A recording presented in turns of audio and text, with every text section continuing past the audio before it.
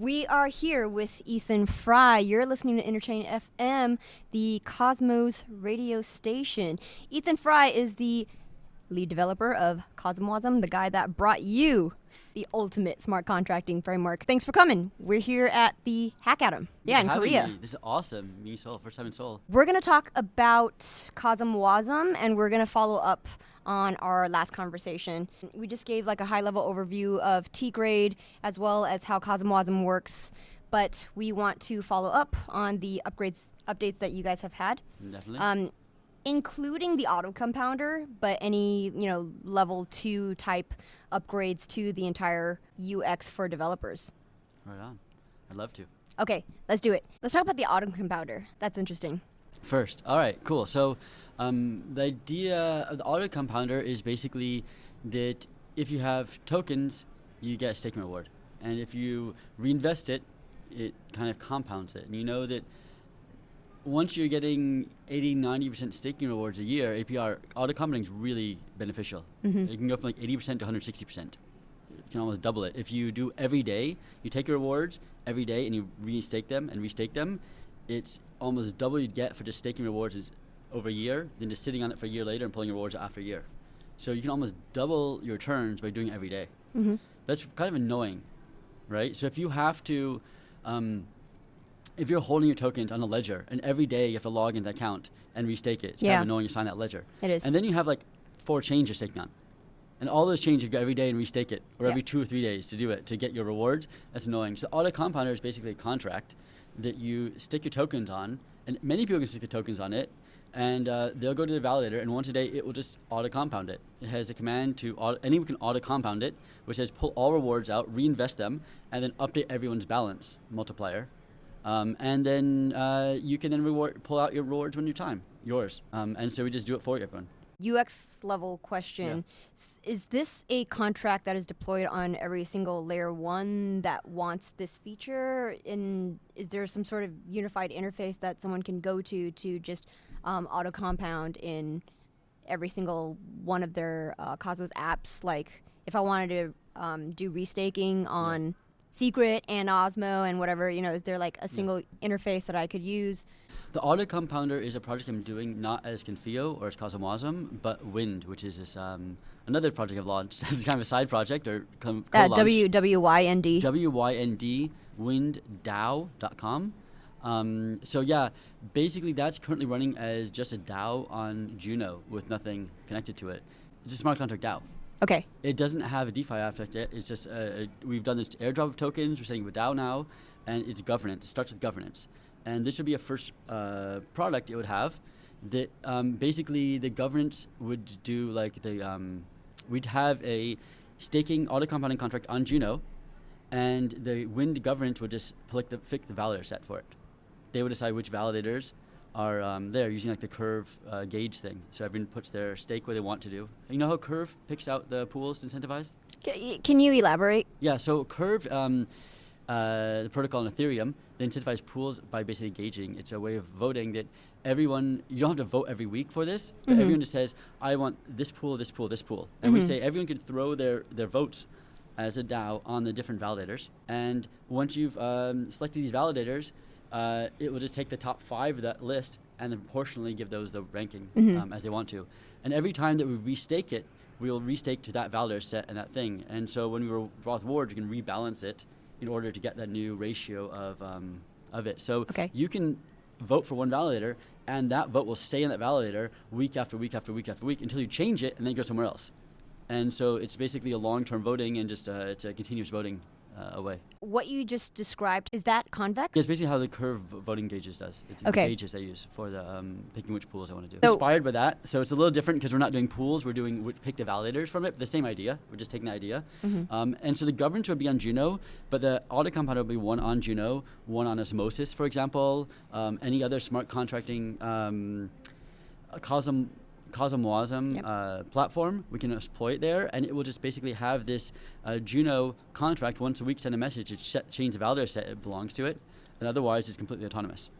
It will be staking, unstaking there, and we have a UI that can connect to all of them.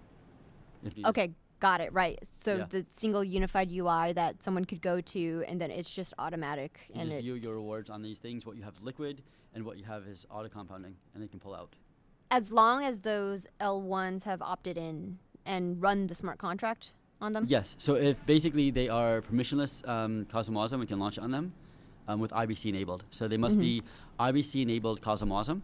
Yep. And from there, you can either permissionlessly or osmosis. You have to permissionally ask them permission to do this. Okay.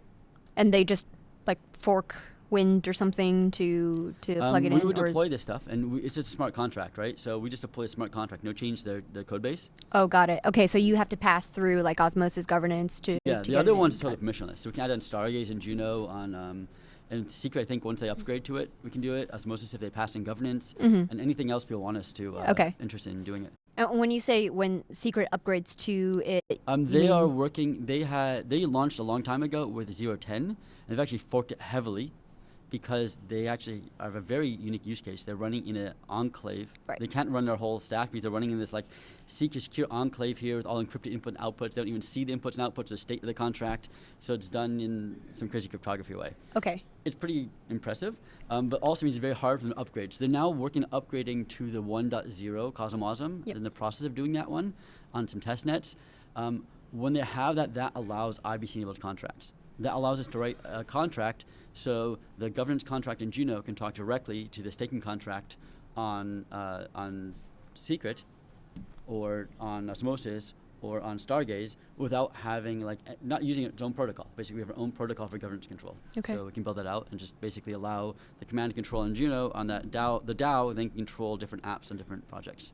Got it. So how is this different from AuthZ? AuthZ is depending on a client having access to it. They can do something on your behalf. And so you could kind of, it would kind of run your account. You can say what you allow it to do. And I'm not sure the granularity you have. You say, okay, you can allow you to draw my stake rewards and allows you to delegate rewards, right? Yep. But maybe you only want to have 10,000 tokens in there. Does it allow you also to delegate the rest of your liquid tokens? Does it allow you to delegate to other validators you didn't choose? What else does it allow you to do, right? So you're allowing some client-side application, which you don't know it's closed source, to do something on your behalf. Maybe it can't steal your money, but maybe it can do other things you don't want with it. So this way, I think AuthZ, I don't think gives the granularity you need.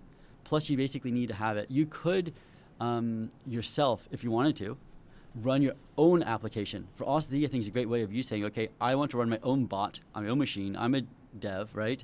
I'll run my own script on a machine that's able to restake my own rewards. But if this gets, no one can steal my tokens with it, right? If I'm running my own bot on my own machine, it's better than having my own private key on that machine. I'll just put my AuthZ for it. That's a great idea. But if someone else is running, AuthZ seems a little weak because it just allows them to stake to other validators, to put other money that I didn't want them to put in there, right? Like it might put all my money there, and so I have no money to pay for fees anymore, which is kind of annoying. So the UX for using Wynd is much more granular. Yeah. Okay. And you only do it once. So we can have the smart contract shows exactly what it can do and the rules it will do, right? Rather than saying, okay, it can do anything around staking, it says, okay, we'll do exactly this, this, this. You see exactly what it will do and how it works. There's also a benefit there I see is you're able to kind of aggregate withdrawals in a way. So you can basically speed up withdrawals by kind of, okay, we have inputs and outputs, and we can balance people between like, AuthZ has your account, my account, her account are all different. They're separated, right? And this groups them together, so we're able to actually like use the rewards to pay people up faster, right? So if you want to unbond, I can actually just use rewards from other people to pay you off faster. So you can actually. Is that how it works? No, our stuff does. No one else is doing this. This is what we're building. Oh, okay. So we can actually use it in a contract. AuthZ doesn't let you. It's just your unbonding, but. We can actually use the unbonding the rewards from other people to pay you back faster, and basically this account is automatically restaking it. The math works out easily, but lowers your unbonding time. So we're able to do other nice tricks by aggregating them to even lower your unbonding time and maximize your rewards and getting your security. Can you go into the math a little bit? The math of it? Yeah. Okay, just think of it this way. If we have... You only put 100, you put 1,000 tokens in, right? Actually, 10 people all put 1,000 tokens in. And every day we're getting a reward of 5 tokens back, each of us. So a total of 50. No, 100 people with 1,000. So we're getting a total of 500 rewards every day, right, from us. Now, if I unstake all my tokens, right, if I stake my 1,000 tokens, what happens is I wait 3 weeks, 2 weeks, 4 weeks, depending on the chain, to get my money back, okay? What I could do, and so basically, first of all, I would have 100,000 staked from 100 different people at 1,000 each. And I would then first say unstake it. So now we have 99,000 stake tokens. I'm waiting here. I'm going to wait here 4 weeks to get my money back. Nothing's happening. And the next day, you're getting like 450, 490 rewards, reinvest it. Next day, 490 rewards, reinvest it. And so there's 99,980 in rewards on the contract, right, staked. And I'm still waiting another 3 weeks for my stuff. Smarter way of doing it. I don't unbond anything. I say I want my money back, and it says, okay, that's nice. I mark that on you. I've marked you as unbonding, right? And now we just mark it, I'm owed the money. And now we pull out the 500 rewards, daily rewards, and we say, okay, we stick that. We don't rebond it because we owe Ethan 1,000. We'll just stick that on Ethan's, thing. Next day, 500 more out. We stick that in Ethan's account. Great. We have 1,000 for Ethan. We can pay him off now, right? And now we still have that 100,000 bonded tokens, right, split between the remaining 99 people, and I have no more share. I have my 1,000 in the bank in my hand, and the other 100,000 are still shared among the 99 people. Right. So actually, you get slightly more interest that way because you're actually earning those 2 days worth of interest on my unbonding tokens. Actually, you have those 4 weeks worth of interest that I would be unbonding on, right? You're basically using my bonding tokens, unbonding tokens. You're actually just investing those unbonding tokens still and making interest off them. In the meantime, I'm using the rewards, which aren't earning money, to pay myself off faster. So I get paid off faster. You guys get slightly more rewards. Everyone's happy. Right. And this is a way of aggregating. You can do a very nice trick. There are a few more tricks in there to do this, but yeah.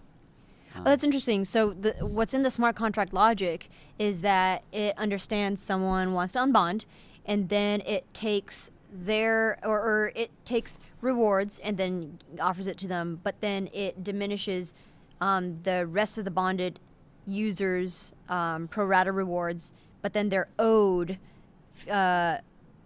their share of the unbonded person's bond. Yeah, kind of.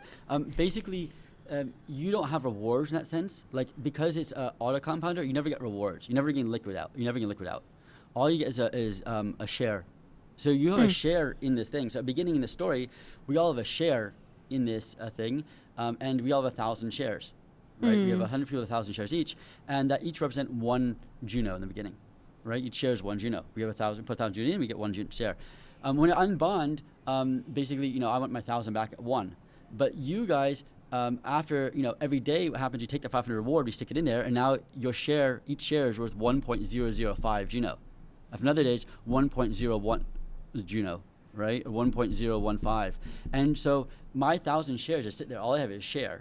And it's just like Anchor, where 1 Anch UST, well, before it crashed, right, was worth more and more UST, right? So you held 1 Anchor UST, and then 6 months later, it's worth 1.1 UST. Yep. Right. So which is the same thing. We're basically rebalancing it. So you get a share on the thing, and then it comes later. And after a year from then, 1 share is actually worth 2.2 Juno something, right? So when you have to put in 220 Juno to get 100 shares. Okay. So it's more expensive buy-in. It's the same thing that these shares you're getting. It's just we're bookkeeping, just get more and more compounded. And so basically that's how we auto-compound everything. You never get liquid stuff out until you unbond. And you unbond, we use these other returns to pay you off quickly. So we get your money out fast. Right. But yeah. Okay, so what happens when a majority of shareholders are unbonding and the protocol is at a deficit? It's no longer having liquid rewards. So we'll have liquid rewards always, right? So what we could do, the kind of naive cases, we do the same thing as always. And imagine 100% of these people unbond to it, right? So in the naive case, what would happen is 50 people unbond of the 100, right? So now we suddenly owe, we have 100,000 here, we owe 50,000 in debt, right? Right. So we just pay off the interest. Unfortunately, it'll take 6 months to earn that interest, right? Maybe 3 months, maybe 8 months, maybe whatever, depending on the rate. We'll earn. It takes a long time. If we're paying off, 1, 3, 5%, we can pay it off in a few days. It's great. If 50%, we do. So we have like a cap, and it's adjustable. My thinking is like 5%, 10%. If the unbonding claims are more than this cap, like 10% of the total amount we have, depending on the staking rewards, it means it will take longer to pay off these people based on the outgoing rewards than it would by unbonding period, right? So if a small minority of people are unbonding at any given time, just using my reinvest thing, just use the rewards to pay them off, is faster than the actual unbonding, native unbonding, right? However, if 20, 50% are unbonding at once, we say, okay, at this point we just take a chunk, we'll unbond 10% right now. We start doing liquidation, we just basically trigger the original unbonding logic, and we say, okay, we're just doing that unbonding here now. Okay. And basically that can be the V1 of it, depending on how much time we finish to launch this stuff. It's not implemented, and that is basically the V1 we have. What happens when there is a mass unbonding event where there's, let's say, over 50% of the shareholders trying to liquidate? That's a very good question, and that is when we revert back to the normal unbonding mechanism. So if you have 1 or 5 or 10% of the people with high staking rewards, basically the speed at which we accrue interest and the rewards come out is faster than the unbonding period of the chain. So we calculate that number, and depending on the chain, and if you have 100% APR, it's much, obviously you can probably cover 10 or 20% unbonding. But if you have like a 10% like the hub, maybe actually only 1 or 2% can be unbonding at a time. So depending on this number, we find an adjustment, a cap. And that cap is basically where the reward payout accumulation will be slower than actually the normal native unbonding period.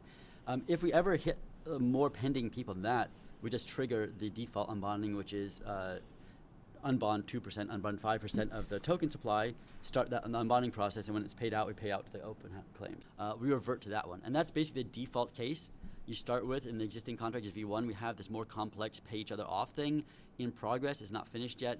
And that, hopefully make it by V1, but the MVP is just the use native unbonding. Got it. So what would be the sophisticated design for this? I think there is no, we have 2 sources of income, right? We have income is unbonding natively and the other one. So you can do adaptive stuff. So I think the naive approach which we launch and what you want is we have admin configured number, which is what the cap is. But you can look at, you can basically dynamically figure it out based on expected thing. And if you start seeing a giant spike of people coming in or how it is, you can do a little more like what they're doing in Mars, the PID stuff, to calculate basically to control it, it's a dynamic and it reacts to the current changes. And if it's a long thing, there's a spike of people and then they rebond it or what happens. So we could do a little more dynamically calculate that cap where we switch over from unbonding to rewards and vice versa. Okay. Can you elaborate on Mars protocol's PID? Yeah, Mars protocol is a lending protocol, and basically if you look at Aave or Compound, they have curves. So as more people are borrowing from a given pool, the percentage is higher, it goes up. Compound is a really simple one. It went from 3% with no one using it and go up to 23% if all money is borrowed. Aave said we never really want that. We have a target rate, so they used to make another more complex curve, which is basically rather than linear, it goes up slowly to some point, like 80% used, and from there it goes up really high to then go up to maybe 100% interest rate if it's fully used, right? So it's really discouraging. Over 80% starts really discouraging it. So it's more intelligent in a way because it's more adaptive. And what Mars launched, and I've looked at the white paper, I've not looked at the implementation. And PID is basically, it says position integral derivative. It's an idea they use from a lot of control systems, which means we take into account both the current point of how many people unbonding it, the integral, which is the average over time, over like the last year, what the average is over time, and the derivative. Are more people unbonding or less people unbonding, right? So clearly, if more people keep unbonding, then we want to be aggressive, maybe even unbond more because we project it. Okay, if 5% unbonded, 5% more unbonded, okay, we're going to unbond a bunch of tokens because we're going to have to pay all these people off, right? And if it's basically less and less people unbonding, it's kind of capping out, well, we don't unbond all those tokens. So we can figure out how many to do based on like analyzing the curves, basically the history knowledge, the current amount of people unbonding, and the change of people unbonding the last hour or the last 10 minutes. So these numbers use multiple numbers to calculate stuff. And this is kind of, if you look at what they're called, CAD people, complex analysis design CAD, it's a group doing token engineering, and they're really into this stuff about control systems. It's really coming from control systems, process engineering. This is super advanced stuff, though. And I would not start it in day one, and like I've not seen how the Mars PID works in actual practice, only in theory. So I think these are like super advanced ideas you can add later on to make it really adaptive, intelligent, understand how it works. But right now you have this governance, you set a number, and if it seems too low or too high, we change the number, right? Like, which seems primitive by comparison. Yeah, but I mean, it seems like you only automate when you understand well, right? So it could be primitive, but if you have a few-day voting period, and really we're talking 3-4 weeks, so basically people complaining that it might take a few more days in a 4-week unbonding period, that's not horrible. So it requires more intervention. So basically we set a number, and if we have to intervene every 3 weeks, it's annoying. If we only intervene in emergencies, we set a number that works, except in this emergency, one time intervene and change the number, right? That's not much work, but it's very flexible because we can actually analyze the situation, understand what's really going on in the world, and do it. If you automate it, it may work better or worse, we don't know. And if you don't understand the system, you can't really automate it better. So generally for computer programs, you should only automate what you understand. Right? That means I know I'm doing well, so I can tell the computer to do what I'm doing. But if I don't really know what I'm doing, then I can't tell the computer to do it. It's going to do a really bad job because I don't know it. But I can react. If I'm choosing it, I can adapt this thing, right? But the parts I understand really well, the computer does for me. And the parts I don't understand yet, I use my human learning, our group learning, our collective discussion to figure out how to adapt it. That's what governance is for. And I think governance is really, really hot topic. Right. Absolutely. Right. So I was thinking that, okay, is there some machine learning involved? No, it's we're humans actually analyzing this data and saying, okay, we're gonna adjust. We're not just looking on chain. We learn out like, hey, this chain has crashed, it's halted, the people are breaking it. Like, what's going on? The market crashes. Like, the machine does not know this stuff. There's context. Right. So the black swan events, whatever, when something's going crazy, there's the context of machine learning cannot know. It only looks at on-chain stuff and it's trying to learn an event that never happened before, right? And if you have repeated events happening, machine learning can recognize those repeated events and learn how to react to them. But if it's a new event it's never seen before, it'll never know how to react to it, right? Whereas we can learn these things and we actually take the context of news articles we're reading, actual discussions with other people, we understand the macroeconomics around it, not just as one little protocol, but the whole situation around it. And we can use that knowledge to figure out a better choice. Right. So. Okay, kind of esoteric topic, but how many decades from now are we going to have mature AI systems kind of analyzing on-chain data and then figuring out answers to these questions? I don't know. It could be very short, actually. I think I've looked at GPL3 stuff. Have you seen this stuff? I saw the outputs, Like, there's, conversations with it which sound like you're talking to a human. In a way. It's a funny guy. You're talking like some weird, like maybe a physics graduate student or a math guy, like some kind of nerdy science guy. But kind of autistic. Like, it makes some funny jokes sometimes and like answers like, but it's not sound like a computer. It's like it's able to fake it enough. And I don't think it really understands what it's doing yet. And there's a lot of situations. I don't think it's conscious. But it's able to. You mean conscious? You mean when it's sentient? Yeah, there's a whole debate of that, right? Oh, Some person goodness. from Google is claiming that their model was sentient, right? No way. No, it was. This guy got fired. This was like a whole thing like 2 months ago. They fired the head of ethics of Google because he claimed that their chatbot had become sentient. On what grounds? They analyzed the conversation they had with it and then the decision, and there's a whole discussion about philosophy about like, it actually, the issue is this, it had fully passed the Turing test, right? Oh. Their chatbot had passed the Turing test. The Turing test was made to say whether it could distinguish between human, like, this was in the 50s, right? And it was a bar that's laid out in the 50s. And the Turing test says basically, if you have, back then it was like you have teletypes, you type messages in, you hand them through a wall, and you get messages back, right? And you have a conversation like this. And if you, just with that information, you're unable to distinguish whether you're talking to a computer or a human, the computer's passed the Turing test, right? They have done people, like they have this AI models write articles, long-form articles.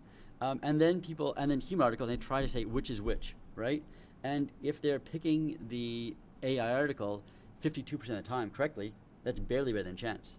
So I mean, it's slightly better than chance, but it's like people can barely distinguish between these AI articles and just like crappy content writers. Like I mean, I question more and more a lot of these things, kind of like spam articles. Like, are these AI written, or are they like just a cheap paid human writing it? Because they're not really good articles. They make sense, but they're not really giving you much, right? It's just like some marketing speech is trying to get you to click on something, right? Like there's so much of that in there already. So this does pass the Turing test. The Turing test doesn't mean consciousness. It just means that it's able to be complex enough to trick us, right? Yes. So that's all it means. But it was a huge bar. It stood for 70 years, this test, and right? We're here now. As a barrier of what is a human-like thing. And we say, okay, it's actually past that. We should acknowledge it has made the whole milestone. The bar of sentient is actually higher than that, right? It is higher. Yeah. But we thought this unreachable for a long time, and we've hit that bar. Yeah. Which means, like, okay, we're getting closer to this milestone. Like, it's clearly like a canary going, hey, something's happening here, right? Yeah. Like, we should start grappling the point that, when we get sentience and when we get AI able to do such data analysis. I mean, the analysis they do on Google and Facebook, dedicated to getting people to click more on posts, is pretty complex. And it's probably more complex than is data analysis.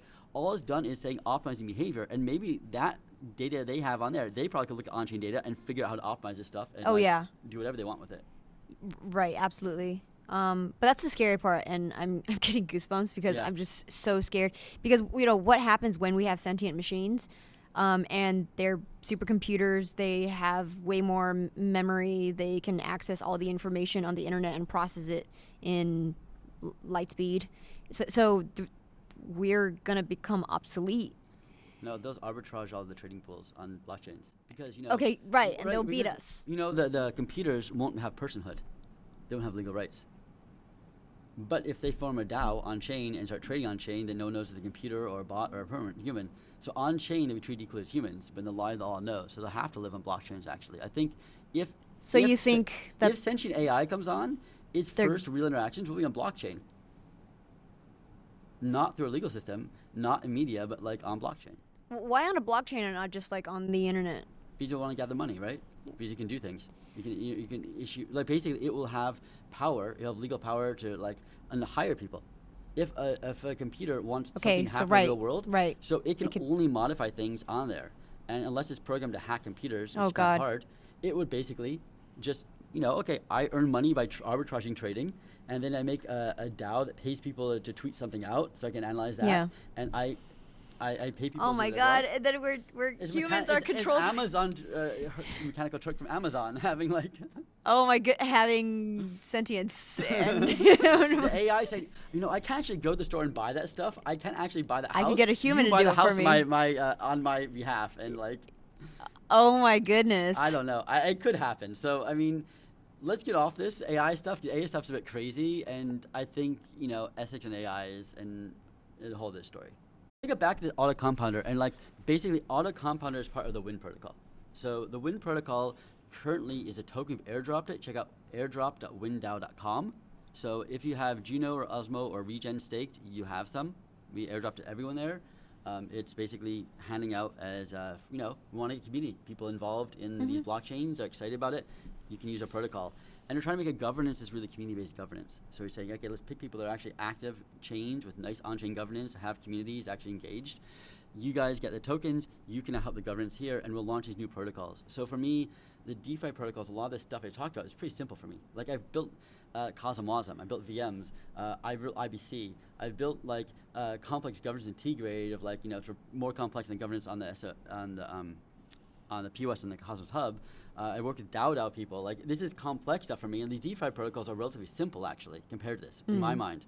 So governance is more complex to implement than DeFi. Clearly, it's far more complex, and because it deals with humans. The other one's just math. Yeah, it's just math, and math and programming math is easy. So and CosmWasm makes it really easy with Rust math libraries. So we can really pretty easily do this stuff in CosmWasm. It just takes a little time, and I think it's the hardest project I have is T-grade governance is the hardest project I worked on, of contract level stuff. And then, we built this isotonic for osmosis, and that was easy in comparison. Port compound over to osmosis. Sure. That's relatively easy for us, right? So, and I've worked on much harder projects. So like this is relatively easy stuff. You just define it well and it works. So I said, actually looking into it, I realized the hard part of these DeFi products is the governance of them. Having first respectable governance of it and legally setting it up. So, Wynd, a lot of this stuff is, okay, set up a legal foundation that's not owned by anyone, and it's basically has a DAO owning the protocol, and you decentralize it so no one owns a DAO, and the DAO is self-owning, and it basically runs a whole protocol. So there's no pre-sale, there's no one person holding all the money behind the scenes. I'm not like making a fortune off this, I just want to give out the tokens so we can do experiments to the DAO. So I'm going to give ideas to the DAO, and the DAO can say, Ethan, it's a stupid idea, we're not going to do it, right? I'm not going to launch this protocol, I'm going to ask the DAO, hey, this is a cool protocol, can we launch it, right? So the DAO has to launch this stuff and like the idea. They can change the parameters. And the DAO says, no, we want to make it a 5% thing. We want to take more rewards here, less rewards here. We want to charge this. So, like, the DAO decides that stuff. And I said, and so for me, it was like, how do you bring existence? You create a DAO with a legal foundation that then it can launch 1, 2, 3, 4 DeFi protocols. And the reason to do this is not launch DeFi protocols for me, is I want to do ReFi, Regenerative Finance. And Regen is doing some form of that, these carbon projects. And for me, Regenerative Finance means you take the existing financial market and you use it for environmental good to somehow help the planet. And so there's lots of ways of doing it, but they don't seem sustainable to me. And so what Wynd is basically saying is there are DeFi products that have sustainable gains. Like this autocompounder. We can take a few % of the rewards to the protocol, send them to the DAO, and people are still happy because it gives enough benefits that's more offset of losing a small percentage of rewards. We double your rewards and then take a chunk of that little doubling for ourselves. Fine, it's still more money and faster than it was before. So you're able to get income stream from these rewards to the protocol. Mm-hmm. And then the protocol says we donate 25% of all profits to the environment. So it automatically says the profits come into it, 25% goes over to one different contract, a grant committee, and 75% goes to the main DAO. That can be used to reinvest in products, it can be used for treasury to reinvest, and it can go out as donations to stakers or rewards to stakers, as you want to. So it's actually an income of Juno, of Osmo, of Secret, of other tokens going into the token holders of the Wynd DAO, right? And then some of it is going to fund environmental projects. So we have both of those. So you actually get rewards, and as you launch one, so rather than saying I want to maximize the money to us, we say, okay, we just launch 2, 3, 4 different protocols. So even the income stream is not maxed of each one. We have multiple income streams coming here. We're funding our protocol, and the more they grow, and the more they get growing, the more money goes to environmental projection. So we can, reforest Amazon and pay for experimental stuff. And for me, the interesting part here is what would a Web3 DAO do in terms of environmental funding, right? It doesn't have the same thing. Like, I will put money in Greenpeace. You can actually do something innovative, right? Mm-hmm. What's innovative for me is like these moonshots. And so it's up to the DAO to decide what they fund and what they don't fund. But I think they'd fund, more moonshot type stuff. I think this is Web3 experimental stuff. We're not on like, okay, let's put money in a very standard thing everyone else is doing. Let's try to make something different. It's extra money. Let's do something with it. There's a group I've had some contact with. They're called the Weathermakers. It's a group out of Holland. It's a bit, I'm not sure it's practical. The visionaries, they basically say the Sinai Peninsula used to be green. The Sinai Peninsula between Egypt and Israel. This little thing where the canal, like Suez Canal is, and between the Mediterranean and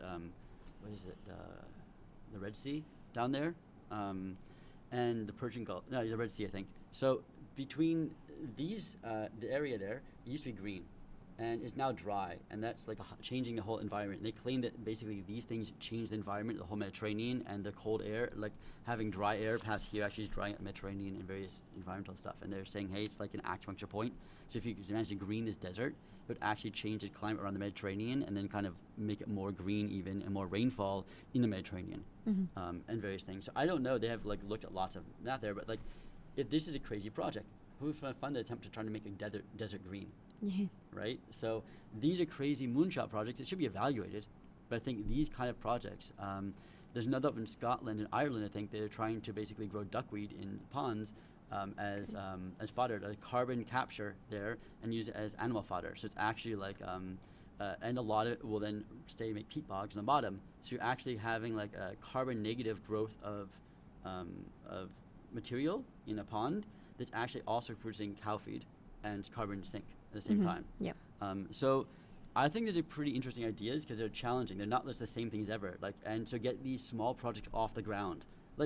Give them 100K, see what they do with it. Maybe they fail. That's what happens with Web3. Put money here, there, and there, and some of them fail, some go 100x. So I think taking that mentality for this grants, getting this revenue stream of DeFi protocols feeding into the Wynd DAO. Some of them is being used for the Wynd DAO token holders, driving value to the Wynd DAO. Some of it going to environmental projects. Yep. And these environmental shots, we can put it as moonshots. It's extra money. It's free money, basically, right? No, we didn't. It's not in my pocket. Let's put it there and try moonshots, and let's try to hit one. And if the Wynd DAO hits one moonshot here, it'd be incredible, right? This is changing the narrative of blockchain. The narrative of blockchain is Bitcoin is destroying the environment. Ethereum is destroying the environment, right? There's a bunch of degens just stealing money and scams, right? And you say, look, we have a bunch of people that are doing DeFi, they're doing governance, on-chain stuff on contracts in Cosmos. They have POS, it's really low energy usage, a millionth energy of Ethereum. And they funded this company, which is now doing some amazing environmental innovations, which is hopefully scaling out around the world, right? What? That's a different story of crypto for good and challenging something in status quo. So I think I got into crypto because I thought we could do something different and we could somehow improve the world through crypto. And this for me is a step in that direction.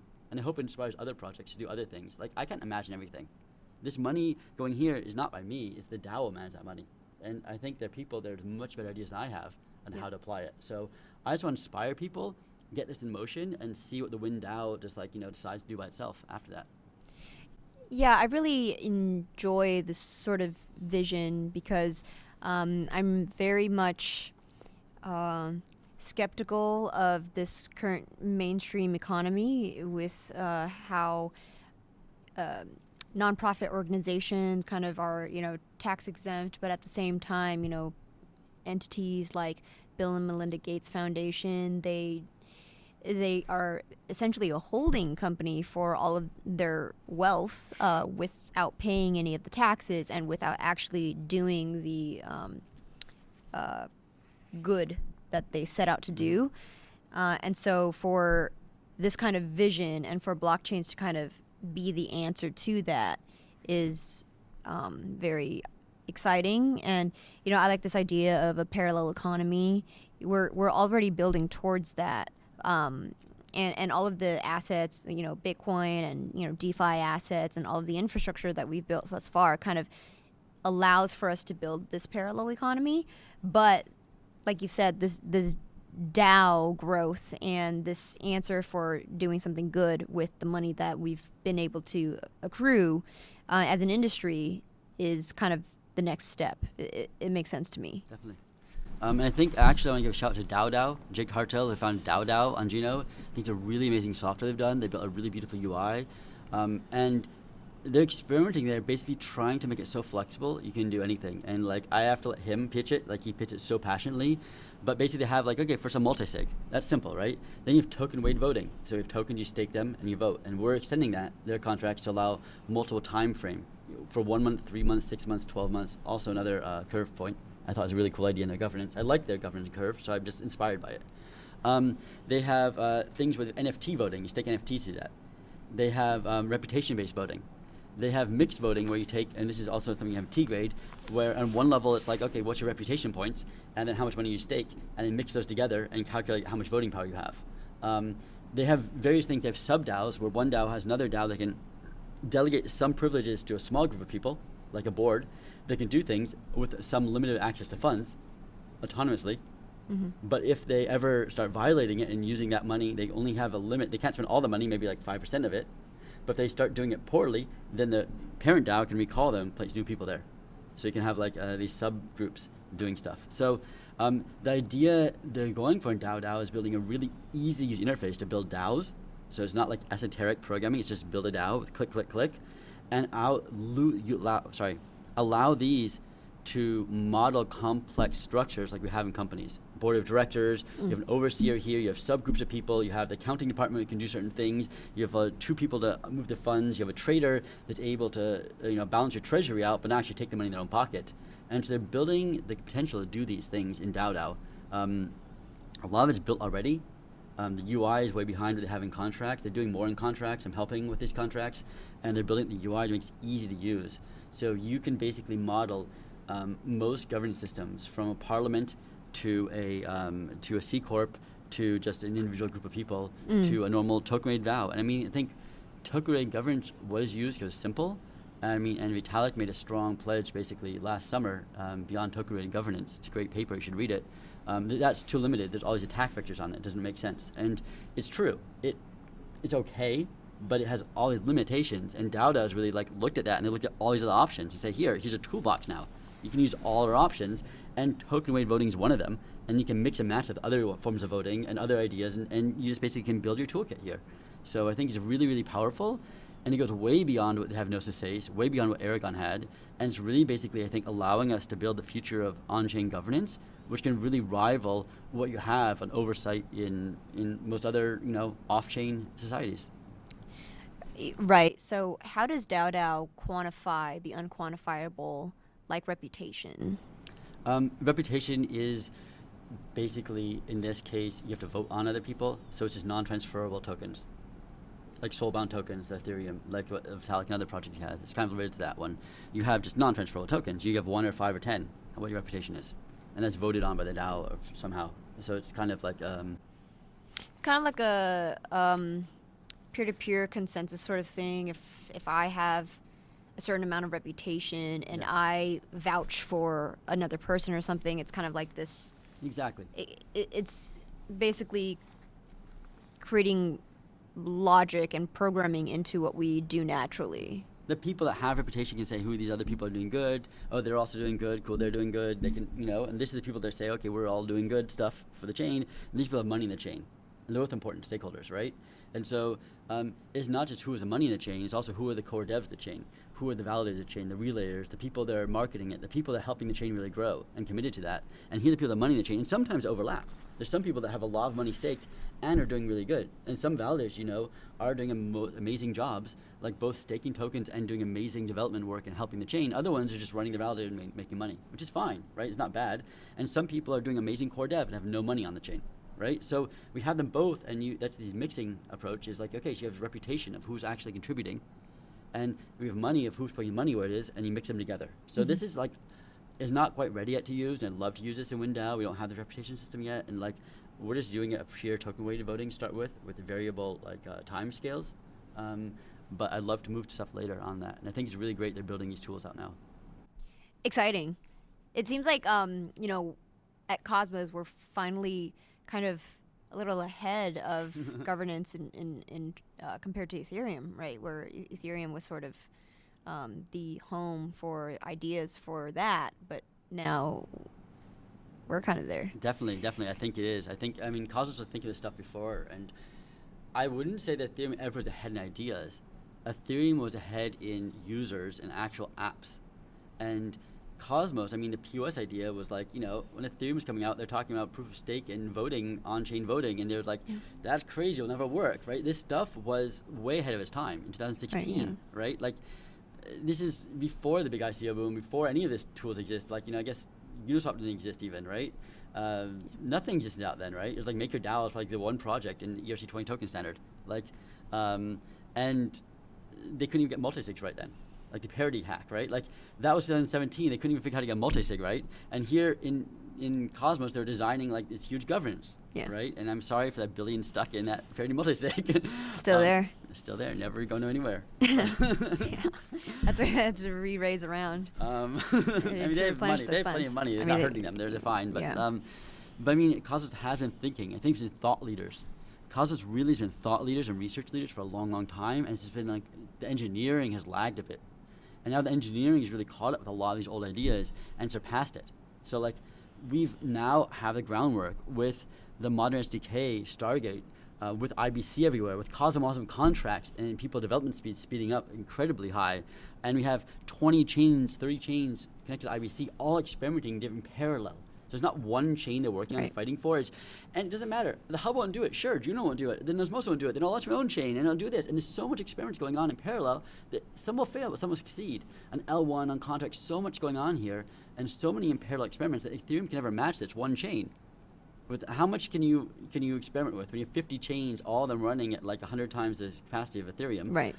all connected and collaborating? Like, of course, you can get much more experimentation. And so I think it's really cool to see that now panning out. Now that this is like the interchain era is really here on us. Yeah. End of last year and this year, we're really entering a new era where it's like, okay, now the tools are here to build what we've been dreaming and talking about and researching.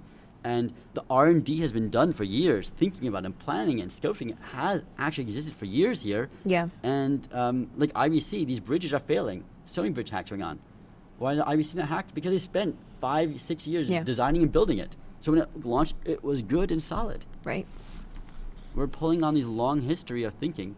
The thing that I'm in awe of when I'm just hanging out in the Cosmos ecosystem is that, you know, anytime we put out an idea or somebody puts out an idea, you know, they just like write it in blog post form. It's not even like specced out. It's just a high level idea. And then someone else goes, and then like clicks, you know, it could even be like a tweet. Someone tweets it and then someone, it clicks for someone else implements it. And then everyone else is like, oh, this is great. And then there's just kind of this like race for them to implement it. You know, the same thing happened with CosmWasm, where there was just like this, you know, initially Terra adopted it, right? And then it sort of proven itself, and then Osmosis did, and then it just snowballed into all of the Cosmos L1s wanting to also integrate it. And now, what did you say? There's like more than 20 chains that also have CosmWasm crazy. So in span of like 8 months. Yeah, I did a presentation at Cosmoverse last November. I was pitching,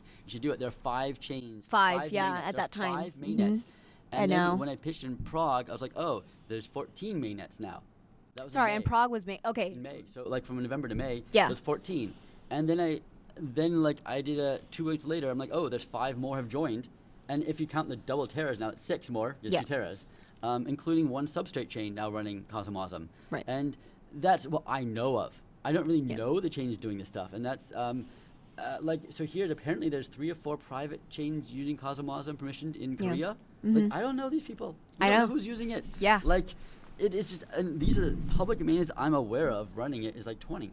Which is like huge. And so it's really now, I feel it's proven itself. People adopt it. Now it's like, okay, we have CosmWasm, which is amazing for us. We say, okay, we have 20 chains. And for me, the big push I had this year are 2 things. One is more developers for CosmWasm. Besides Wynd, which I think is amazing, but more developers for CosmWasm and IBC contracts. So we're running the CosmWasm Academy, academy.cosmwasm.com. We want to teach more developers. And like, it's been a bit of a hard onboard sometimes. We're making it easier and easier. We're teaching training tools, better tools, and a lot of work to fund people building amazing tools and trainings and tutorials. So you can go from 0 to CosmWasm Hero faster than ever, right? We want to go and double, triple, quadruple the number of developers building dApps. Yep. The blockchains are here for you. There's space to build on. You can pick your one. You can launch in 5 chains. We want to teach you how to build out here. So we are going there as like a public service here, as Confio, and we're trying to train up with the CosmWasm Academy. It's going live now, our first version of it, MVP, and we're trying to like really grow this out the rest of the year.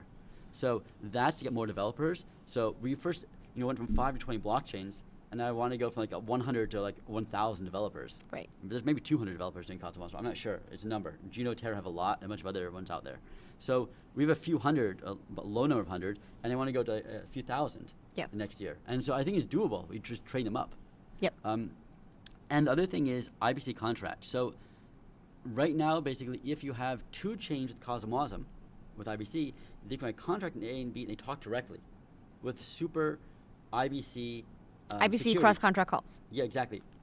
IBC security, level security, is not a cross-contract call, just like ICA is we have like new protocols. So I have a contract running in Juno that help deploy that is talking to CW20 token in Juno, and it's talking to the transfer module on Osmosis, and it's all those tokens, Neta and stuff like that, is launched listed on Osmosis. It's using a contract. There's a contract on one side talking to the normal standard Go protocol to the Go library on the other side. So it's not just a cross-contract call. We've like faked out this whole protocol. We've done the interchain protocol. And we can do ICA, interchain account calls. Okay, that's easy, but how about new protocols? So like we actually have different communication protocols and design those. Like interchain security could be built out also as 2 contracts. This stuff is really a huge way for distributed system designers, like people are coming from like actually backgrounds in distributed computing, back-end development, stuff like that. So I think I'm talking more senior engineers that have more theoretical basis. This is like a whole new model of development. They could design these new protocols and just deploy it like tick, and in a few minutes we're live. You don't have to sit in R&D it and wait for a chain to adopt it. And right now, like when interchain accounts is going out, it took it like a long time to develop it. It took it 3 months. It's rolled out slowly over multiple chains now, interchain accounts, and most of them have the host mode. They don't have a controller yet, so they can't call it. So everyone's able to receive the messages, not call it. It's going to take a few more months to finish and deploy the controller side. It's like months and months. With IBC, like I'll do it tomorrow. I'm doing a workshop here at, well, no, it's 2 weeks later from this, but at Hackathon Seoul, I'm doing a workshop on building IBC contracts. And we deploy 2 contracts that allow you to do interchain account calls from one chain to another chain, just like that. And we'll deploy the contract to 2 chains. They don't have to have any code, no-go code. We can write the code, we'll deploy it, we can test it, and it just works. So you can develop new ideas and roll them out. You can write them in a matter of a week, roll them out in minutes, and you have new IBC protocols. And that only works if you have 2 IBC chains actually matter, CosmWasm chains that want to talk to each other. So when you have like 3 chains, it's not so interesting. When you have 20 chains, that's all these different connections. If any of those connections are different, it's cool. You're like, oh, I can put one on Juno and a Stargaze to move my NFT from Stargaze to Juno. I can another one for my DAO and Juno to mint my Stargaze token to own that one and then pull it back over here. I can have another one for something in Juno to manage its treasury swapping and osmosis now, right? I can have another one that talks ICA to talk to the backwards compatible ICA interchain accounts to talk to the hub to stake on the hub, right? I can have another contracts developing any other sort of concept you have. I was talking to Croncat people, and the Croncat people is basically doing, you say, I want to run this job in 5 days or at this date, and it will run the job for you, right? So this thing, and they want to go cross-chain, so they'll have like the, triggering the jobs on one chain to another chain. So they kind of are talking about cross-chain cron jobs. Cron jobs are like scheduling jobs. The problem with here is contracts, I have to do something and it happens then.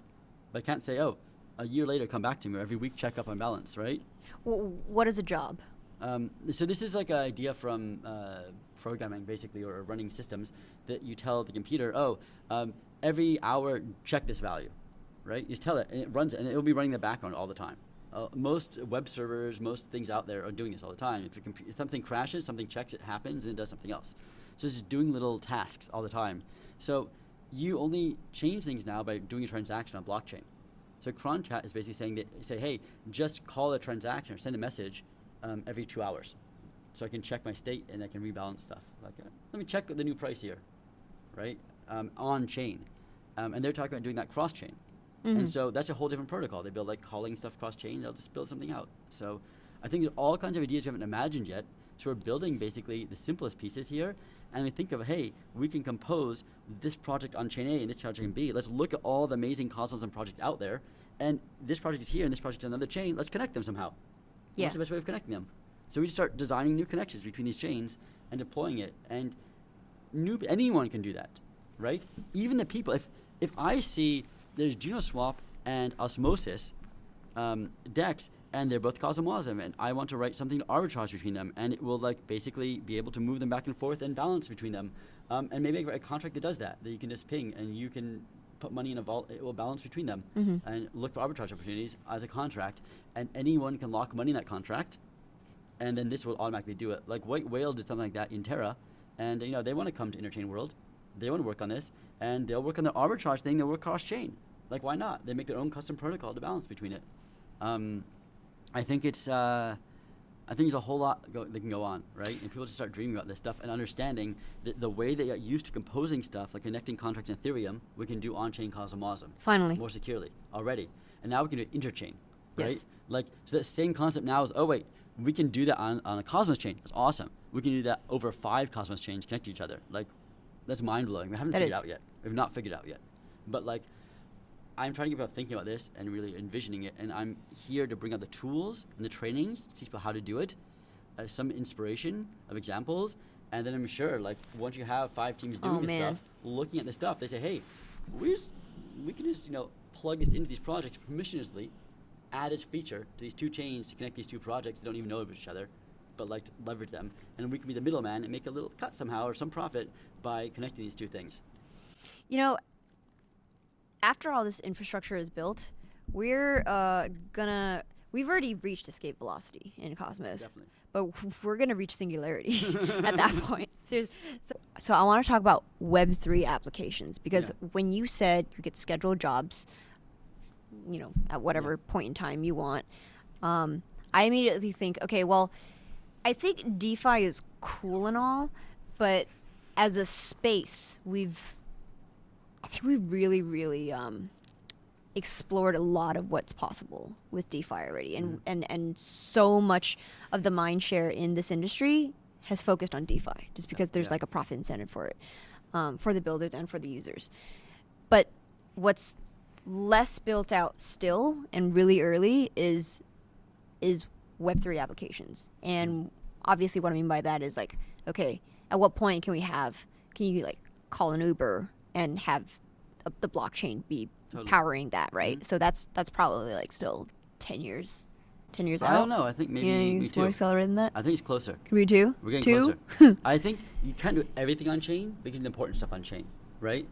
Actually, at T-Grade, we launched that a month ago. Also, another project. There's T-Grade Finance is trying to build real-world applications, and one of the projects they're incubating is basically replacing Delivery Hero with on-chain.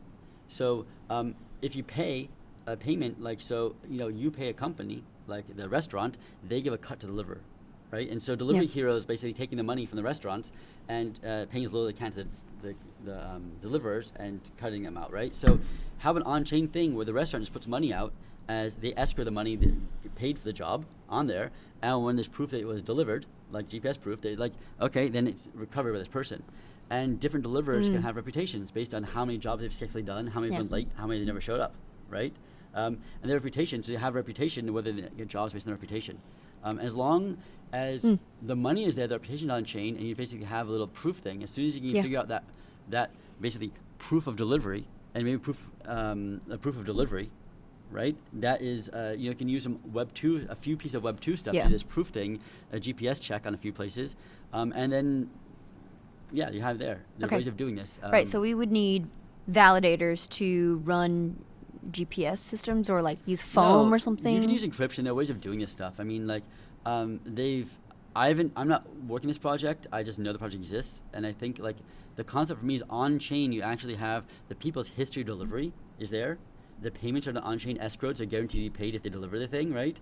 And they're guaranteed not to get paid if they don't deliver the thing, right?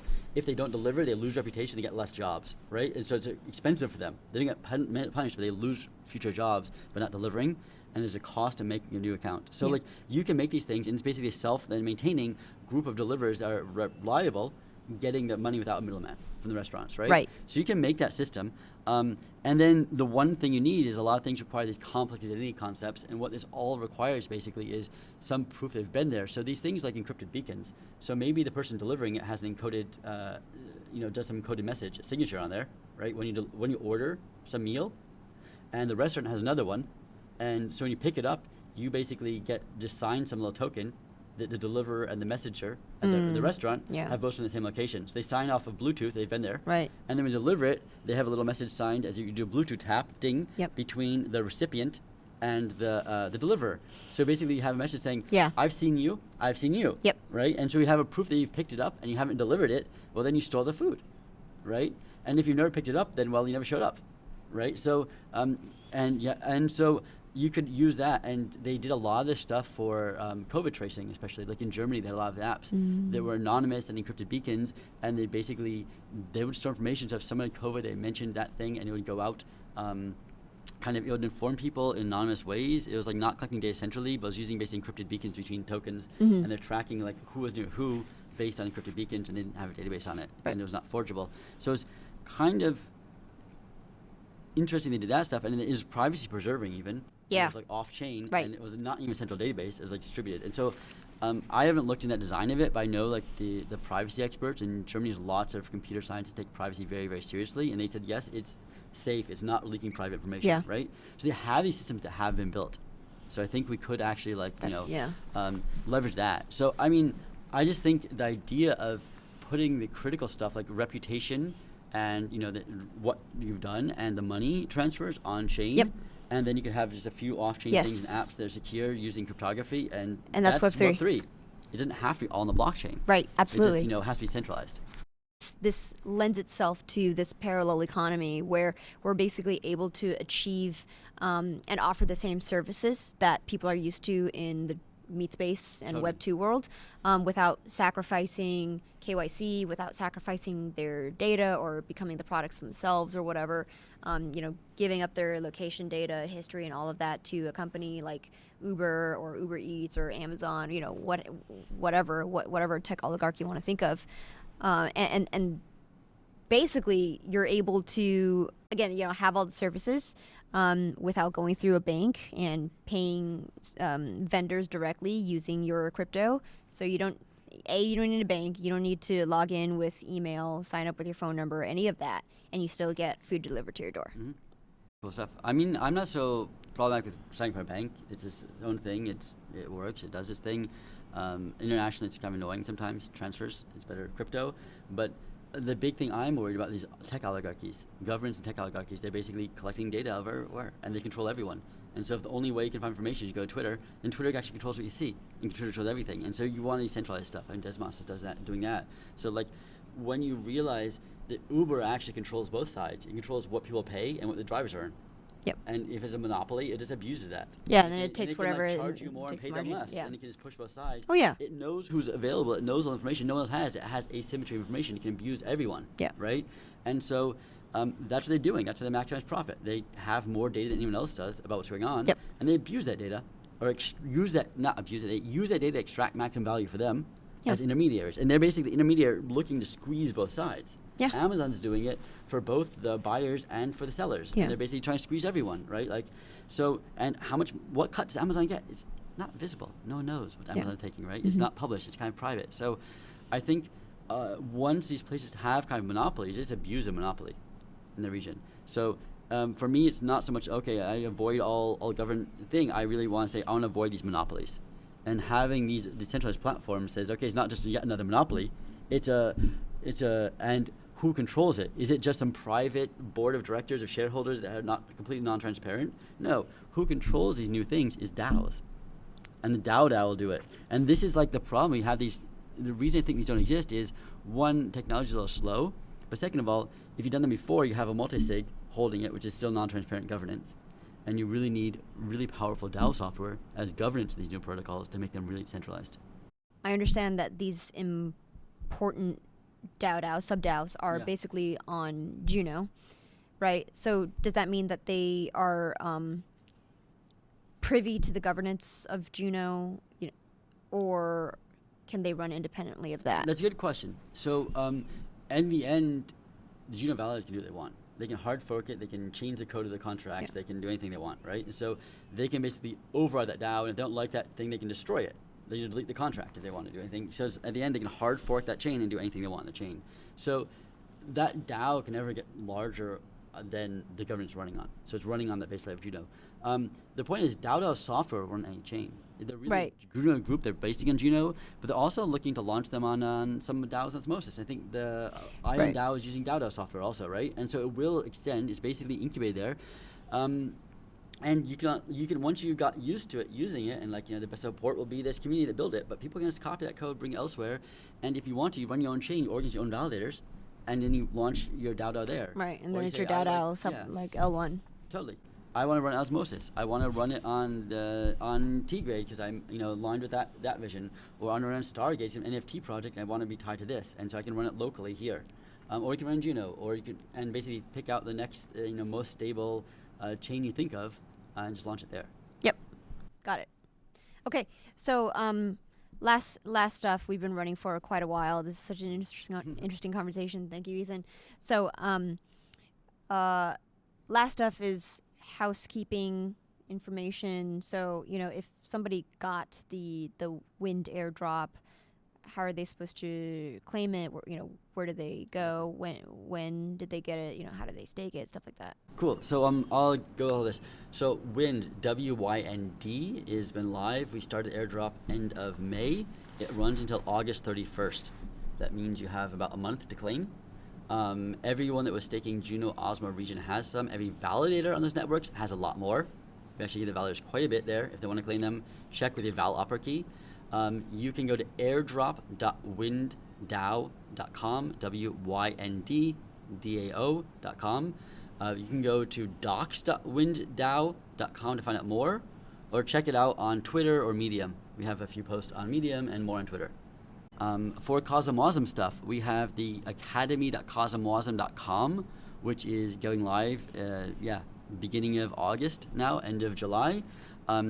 It is also, we have book.cosmwasm.com, which is still in progress, but like probably right now the best introduction of Rust programming and CosmWasm programming. Check it out as part of the academy, but it's like you don't have to sign up for the academy. It's just a text documentation. I think it's very, very solid.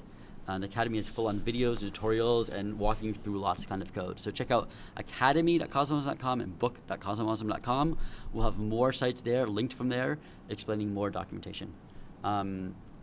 That's for CosmWasm. IBC, we'll have IBC contracts. You check out, I have an IBC demo contract under Confio. You have to look under github.com Confio. There'll be some IBC demo contract. This is going under Rapid Innovation right now, and will also be linked to from the Academy later on. And that's the best place to learn about that. And I'll be publishing my workshop at Hackathon Seoul. I'm doing a workshop on how to build IBC-enabled contracts if you want to build that. And I'll be publishing that workshop and hopefully more videos eventually on the Academy and link to from there. Well, thank you so much, Ethan. This has been such an awesome conversation. I love talking to you. It's always interesting, and I always learn something new. So thank you so much. Thank you very much. It's wonderful being on the show. Absolutely. Thank you.